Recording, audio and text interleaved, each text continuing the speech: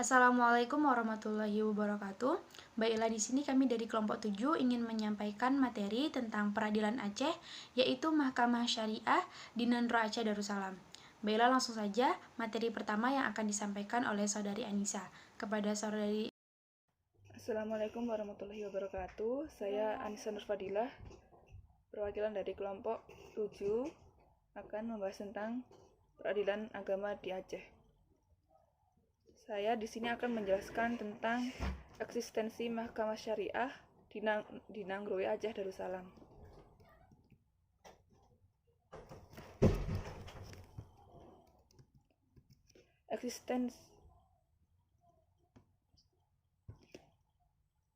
Eksistensi Mahkamah Syariah diatur dalam Undang-Undang Peradilan Agama dan Undang-Undang tentang Pemerintahan Aceh, yang memberikan kedudukan sebagai peradilan khusus dari peradilan umum dalam bidang hukum pidana Islam atau jinayat. Aceh adalah salah satu daerah dalam wilayah Republik Indonesia yang memiliki keistimewaan untuk menerapkan syariat Islam secara kafah. Ada 3 hal penting dalam membahas persoalan eksistensi dan kedudukan Mahkamah Syariah di Aceh, yaitu kultur hukum, pranata hukum, dan aparat hukum. Lawrence M. Friedman dalam hubungannya dengan sistem hukum menyebutkan adanya beberapa komponen unsur hukum sebagai berikut. Yang pertama, ada sistem hukum mempunyai struktur. Sistem hukum terus berubah, namun bagian-bagian sistem itu berubah dalam kecepatan yang berbeda. Dan setiap bagian berubah tidak secepat bagian tertentu lainnya. Yang kedua, ada sistem hukum mempunyai substansi, yaitu berupa aturan, norma, dan pola perilaku nyata manusia yang berada dalam sistem itu. Yang ketiga, ada sistem hukum mempunyai komponen budaya hukum, yaitu sikap manusia terhadap hukum dan sistem hukum itu sendiri, seperti kepercayaan, nilai, pemikiran, serta harapannya. Selanjutnya ada sejarah singkat peradilan agama di Aceh sebelum dan setelah kemerdekaan RI. Yang pertama, pada masa Kesultanan Islam. Peradilan Islam aslinya telah lahir di Aceh sejak masa kejayaan Kerajaan Aceh itu sendiri.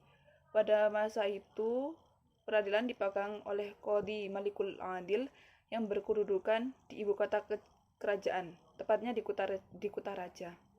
Yang kedua, pada masa Hindia Belanda. Peradilan agama merupakan bagian dari pengadilan adat, di mana untuk tingkat ule balang ada pengadilan yang diketuai oleh ule balang sendiri. Maksudnya diketuai oleh ule balang yang bersangkutan untuk tingkat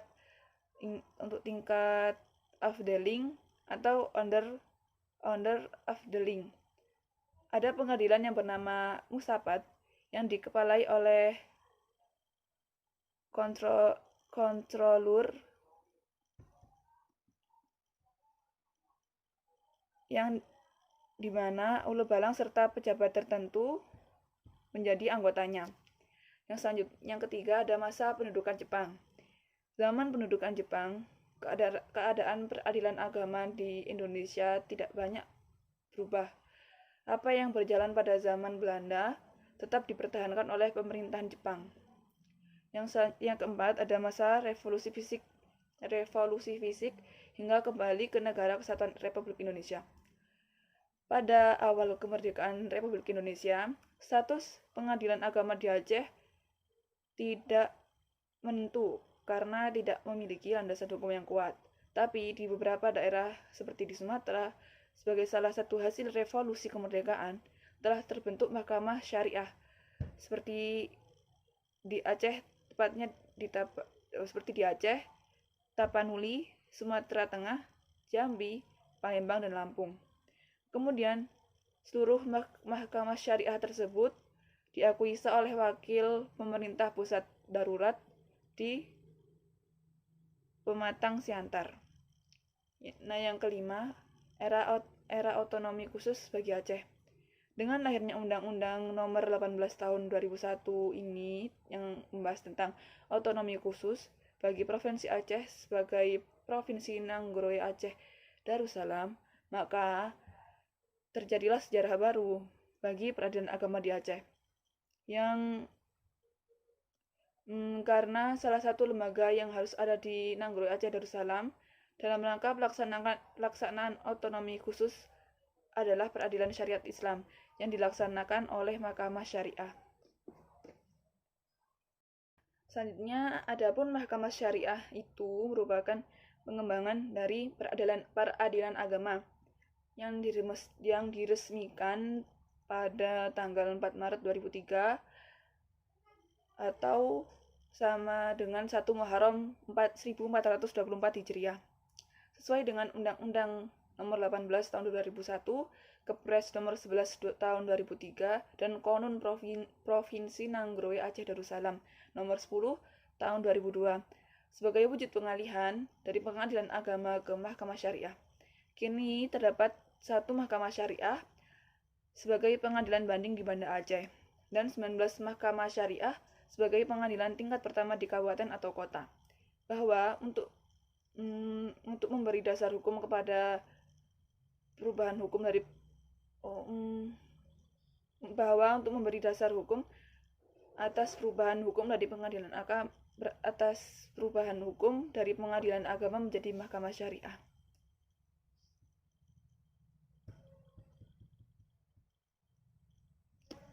Sekian dari saya. Selanjutnya akan dilanjutkan oleh teman saya yang bernama Vita. Assalamualaikum warahmatullahi wabarakatuh. Saya Vita Maisaroh, NIM 19210120, akan melanjutkan materi yang telah disampaikan oleh Saudari Anissa.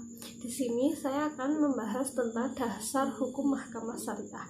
Dasar hukum Mahkamah Syariah yang pertama yaitu Undang-Undang Nomor 18 Tahun 2004 tentang otonomi khusus daerah istimewa Aceh yang sekarang menjadi Nanggroe Aceh Darussalam.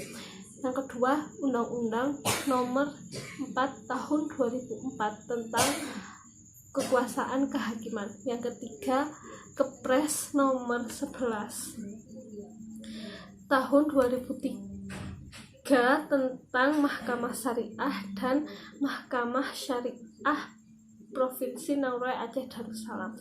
Yang keempat, keputusan Ketua Mahkamah Agung RI nomor KMA _070 SK X 2004 pada tanggal 6 Oktober 2004 tentang pelimpahan sebagian kewenangan dari peradilan umum kepada Mahkamah Syariah yang berada di Provinsi Nanggroe Aceh Darussalam. Selanjutnya, Undang-Undang Nomor 44 Tahun 1999 tentang penyelenggaraan keistimewaan Provinsi Daerah Istimewa Aceh atau sekarang disebut Nanggroe Aceh Darussalam. Selanjutnya, Konun Provinsi Nanggroe Aceh Darussalam Nomor 10 Tahun 2002 tentang peradilan syariat Islam. Selanjutnya, Konun Provinsi Nanggroe Aceh Darussalam Nomor 11 Tahun 2002 tentang akidah ibadah syiar Islam. Selanjutnya, Undang-Undang Nomor 11 Tahun 2006 tentang Pemerintah Aceh. Dan yang terakhir, Undang-Undang Nomor 48 Tahun 2009 tentang kekuasaan kehakiman.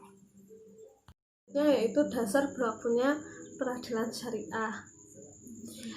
Memiliki dua alasan, yaitu alasan yang pertama karena penduduk. Menurut sensus 90% penduduk Indonesia mayoritas adalah Islam, sehingga karena mayoritas penduduk Indonesia itu Islam, maka hal tersebut menyebabkan syariat Islam itu sangat mudah diterima di kalangan warga Indonesia atau mudah diterima di Indonesia. Dan alasan yang kedua yaitu alasan yuridis, di mana hukum Islam yang mengatur hubungan manusia dengan manusia yang lainnya dan berbeda dengan masyarakat menjadi hukum positif yang berdasarkan pada peraturan perundang-undangan itu sendiri. Yaitu tugas dan wewenang Mahkamah Syariah. Yang pertama, di bidang yudisial, yaitu kekuasaan dan kewenangan Mahkamah Syariah dan Mahkamah Syariah Provinsi adalah kekuasaan dan kewenangan Pengadilan Agama dan Pengadilan Tinggi Agama, ditambah dengan kekuasaan dan kewenangan lain yang berkaitan dengan kehidupan masyarakat dalam bidang ibadah dan siasat Islam yang ditetapkan oleh konum. Di antaranya kekuasaan dan kewenangan pengadilan agama sesuai dengan pasal 49 ayat 1, yaitu Undang-Undang Nomor 7 Tahun 1989 adalah memeriksa, mengutus, dan menyelesaikan perkara-perkara di tingkat pertama antara orang-orang yang beragama Islam di bidang pertama perkawinan. Yang kedua yaitu kewarisan, wasiat, dan hibah yang dilakukan berdasarkan hukum Islam. Yang ketiga ada wakaf dan sedekah. Selanjutnya bidang perkawinan sebagai mana yang telah dimaksud pada poin yang pertama adalah kekuasaan dan kewenangan menyangkut hal-hal yang diatur dalam atau didasarkan kepada undang-undang mengenai perkawinan yang berlaku. Poin yang ketiga yaitu bidang kewarisan sebagaimana yang dimaksud pada poin yang kedua tadi adalah kekuasaan dan kewenangan penentuan siapa-siapa yang menjadi ahli warisnya, penentuan mengenai harta peninggalan, penentuan bagian masing-masing ahli waris, dan melakukan pembagian harta peninggalan tersebut. Dalam melaksanakan amanat dari pasal 25 Undang-Undang Nomor 18 Tahun 2001 dan Konum Provinsi Nauru Aceh Darussalam Nomor 10 Tahun 2002 telah memberikan kewenangan terhadap Mahkamah Syariah untuk memeriksa, memutus, dan menyelesaikan perkara-perkara pada tingkat pertama dan banding. Yang pertama yaitu tentang al-ahwal syasyiyah, yang kedua tentang muamalah, dan yang ketiga tentang jinayah. Kekuasaan dan kewenangan tersebut akan dilaksanakan secara bertahap sesuai dengan kemampuan, kompetensi, dan ketersediaan sumber daya manusia dalam kerangka sistem pengadilan nasional. Selanjutnya yaitu tugas pokok non-yudisial. Yang pertama, hisab dan ruqyah. Tugasnya menyusun dan membuat imsakiyah Ramadan. Yang kedua, melakukan hisab dan ruqyah hilal untuk penentuan awal bulan Qomariyah, penentuan arah kiblat, dan kalender hijriyah, dan juga lain-lain. Kedua, penasehat hukum. Yang pertama, menyimpan daftar penasehat hukum atau advokat dan pengacara praktek yang bertugas di daerahnya dan mengirim data tersebut kepada Mahkamah Syariah Provinsi dan Mahkamah Syariah Republik Indonesia. Kedua, Ketua Mahkamah Syariah berwenang memberikan izin insidentil kepada seseorang yang bertindak sebagai penasehat hukum. Yang ketiga, menerima pendaftaran diri penasehat hukum atau advokat dan pengacara praktek yang akan menjalankan tugasnya. Ketiga, ada pengawasan.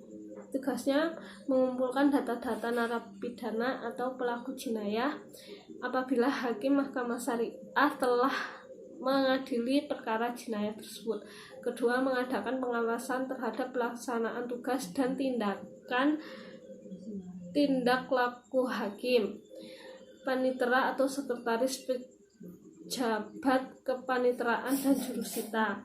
Yang ketiga, melakukan pengawasan jalannya peradilan tingkat pertama agar peradilan dilakukan dengan adil, jujur, cepat, sederhana, dan biayanya murah.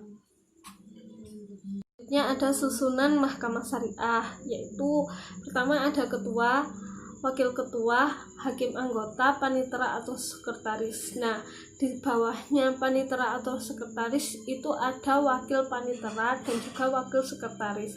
Di bawahnya wakil panitera itu ada jurusita. Di bawahnya jurusita itu ada staf-staf. Nah, staf-staf di sini terdiri dari diantaranya pejabat struktural atau fungsional atau non struktural. Begitu juga dengan wakil sekretaris, di bawahnya juga ada staf-staf, di antaranya pejabat struktural, fungsional, dan non fungsional.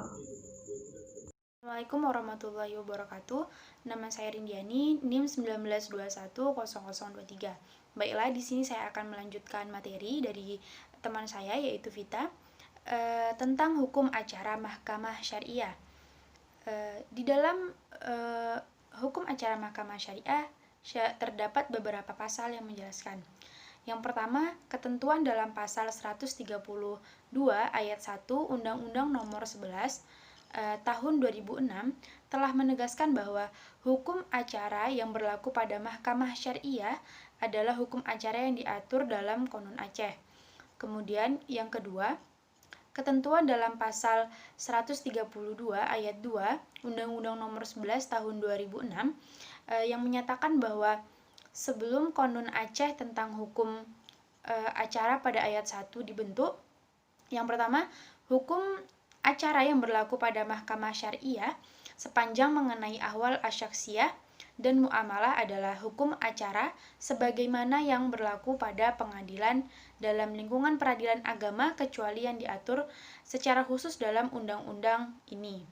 Kemudian yang kedua, hukum acara yang berlaku pada Mahkamah Syariah sepanjang mengenai jinayah adalah hukum acara sebagaimana yang berlaku pada pengadilan dalam lingkungan peradilan umum kecuali yang diatur secara khusus dalam undang-undang ini. Kemudian, sebelum terbentuknya Konun Aceh terkait hukum acara tersebut, maka prosedural beracara dalam Mahkamah Syariah didasarkan kepada hukum acara yang berlaku pada umumnya di peradilan agama dan di peradilan umum.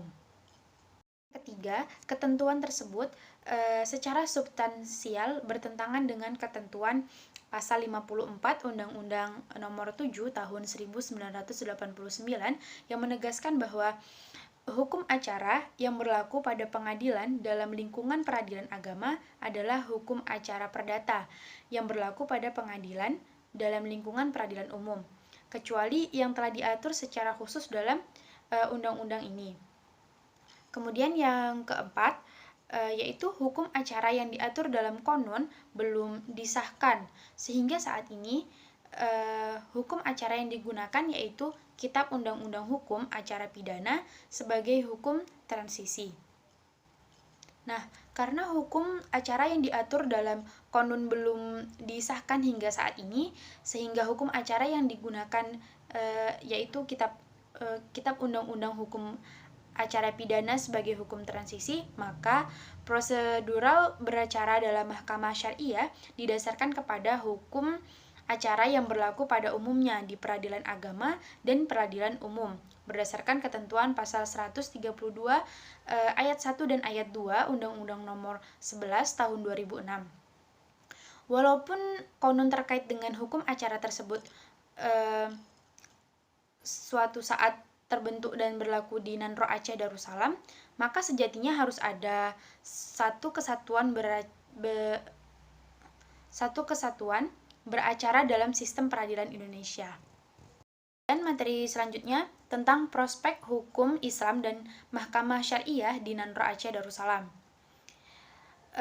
Mengamati penerapan hukum Islam di Nanro Aceh Darussalam, mau tidak mau akan muncul kesan bahwa pemerintah daerah berusaha menerapkan peraturan yang terlalu banyak dan mendetail tentang berbagai persoalan.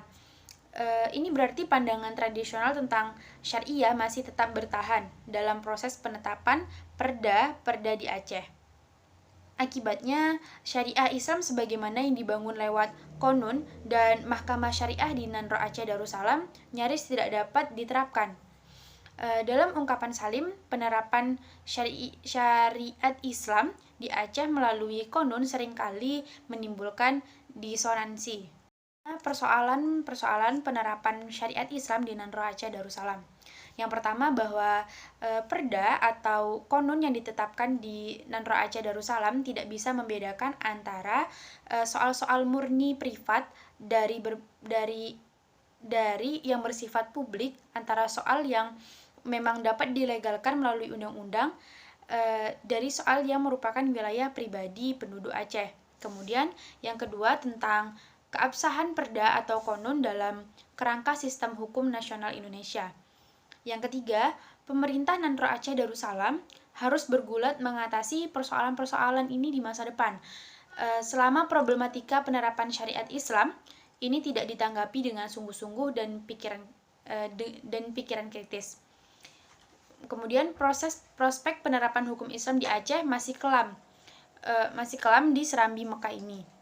Islam adalah aturan perilaku dan moral yang mencakup seluruh aspek kehidupan umat Muslim.